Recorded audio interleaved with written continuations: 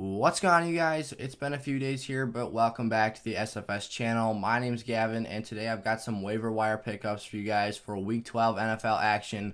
I've got my top players for you guys to go out and pick up for your teams to add some value and depth to your starting lineups. As always, make sure you guys go down and subscribe to the channel and turn that bell on. So let's not waste any more time. Let's hit the intro and get into today's episode.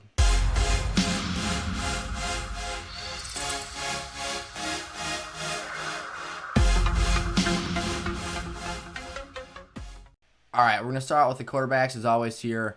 Taysom Hill is my first guy up on the board, and this one is huge. If Taysom Hill is unrostered in your guys' leagues, you need to go pick him up. This guy needs to be rostered in all leagues, and especially ESPN formats, because they actually let you play him at the tight end spot in ESPN, which is ridiculous. I don't know why they let you do that. I'm not sure if they're going to let you guys take advantage of that coming into this week, but I remember a few years ago, Ty Montgomery, when he was a wide receiver in transition to running back, they did not change it for the rest of that season. But Taysom Hill, a guy you guys need to go pick up. This is probably the biggest pickup on the board this week. Drew Brees is on the injured reserve and is not even eligible to return for 2 more weeks. So Taysom Hill is guaranteed 2 more games of these productive numbers at your tight end spot in your lineups.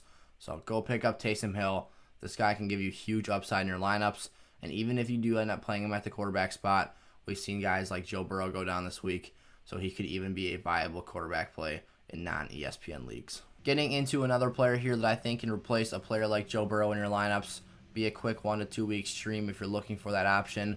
Obviously, that Joe Burrow injury was huge, so we're looking at other quarterbacks right now to try and fill that roster gap. And Derek Carr for the Las Vegas Raiders is that guy for me. He's playing really good football right now. Derek Carr had 3 touchdowns on Sunday Night Football against the Chiefs and barely lost because his defense let Pat Mahomes drive all the way down the field and score a closeout touchdown.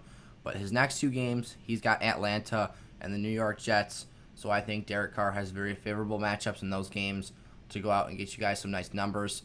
He's got 2 deep threats, Nelson Agholor and Henry Ruggs, that he can score points to in a hurry. So I really like Derek Carr's value there. And then Darren Waller is always a staple as well in that offense. So he's got weapons. He's playing really good football, as I said right now. And I think Derek Carr can be a stream this next 2 weeks. A guy who I like maybe even more than Derek Carr is Ryan Tannehill right now, who is actually the quarterback 12 in standard scoring for QBs.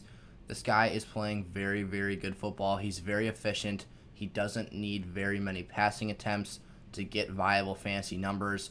He uses his legs as well, which is a huge bonus. And between A.J. Brown, Corey Davis, Jonnu Smith, Derrick Henry, they've got themselves an offensive arsenal, and these guys can put up points. Coming off a huge overtime win against the Ravens, I am very confident that Ryan Tannehill can continue to carry the load against tougher matchups, and I really like him going forward the rest of this year. Getting into some running back pickups now, Hyde is a guy I love picking up this week. He was very effective on the ground against the Arizona Cardinals this week.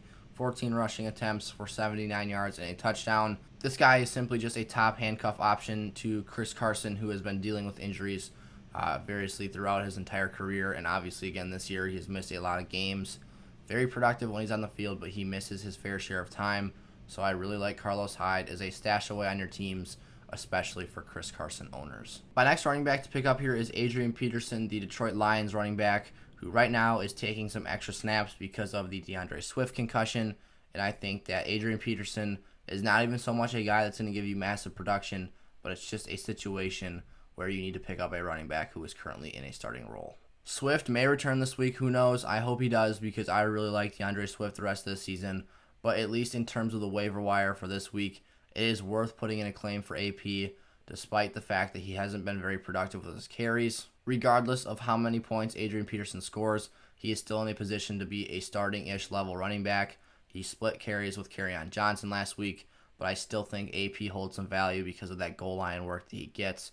So if DeAndre Swift doesn't go this week, I like Adrian Peterson as a deeper flex play in 12 to 14-man leagues. I wouldn't go pick up AP in your 10-man leagues, but I think, like I said, in deeper leagues, he holds some value. So I'd look into your lineups before adding AP, but I think there is a situation where he can help you guys out. This next player is probably my biggest running back ad for the week, and it's J.K. Dobbins, the Baltimore Ravens starting running back. And this guy is starting to grasp a hold of that Ravens backfield and the majority of the touches. J.K. Dobbins has been a very, very good runner ever since his days at Ohio State. and he has looked very good in the NFL to this point. And he is starting to pop right now. Mark Ingram is healthy and suiting up, and J.K. Dobbins is still getting that work. 15 carries, 70 yards, and a touchdown on Sunday afternoon. I think J.K. Dobbins, against a Titans team that is not so hot against the run game, still was very impressive. He finishes runs, he runs hard and physical, and he is very quick and electric as well. So I really like this guy the rest of the season. He is barely owned right now in only 48% of leagues, so over half of fantasy leagues can go out and pick him up this week. I think he should be a guy at the top of your radar. When I was looking through guys to put on my list for this week, I was shocked to see the lack of amount of people that own Wayne Gallman on their teams. He is only rostered in 34% of ESPN leagues, and I think that number needs to be a lot higher, and he needs to be picked up this week. He's a sneaky guy right now who's probably hiding out on the bottom of your waiver wire because he was on bye this week, and so I think Wayne Gallman might have been dropped some there, but Devontae Freeman is not eligible to return in Week 12, which means Wayne Gallman is going to be the starter for at least one more game for the New York Giants, and I think he needs to be rostered on your teams during that stretch. This guy has high-end RB2 value. He had 2 touchdowns in his first start with the team, so I think Wayne Gallman has a lot of value for your teams. He's not the most talented guy in the world, but he will get the touches, and he will get the opportunities on the goal line if they get down there. So I think Wayne Gallman is a must-add for Week 12 at the very least. Now into my wide receivers. This list is probably shorter than it's normally been, but Michael Pittman is my top guy on the list this week. Only owned in about a quarter of ESPN leagues, but Michael Pittman has probably taken away that job as the Colts' #1 receiver. Even from T.Y. Hilton, in my opinion, this guy has been the most impressive wideout on the team. He broke away a 45-yard touchdown against the Packers in the win Sunday, and I think he looks really good. He's got size, he's got speed, he's got the ability to go up and make jump balls.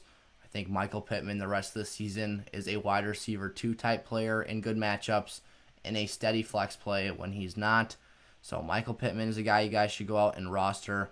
I think he can help some teams out quite a bit here down the stretch. And then Mike Williams here is my next guy up. And ever since he stepped foot in an NFL uniform on the Chargers field, this guy has been very inconsistent and not a dependable play week in and week out.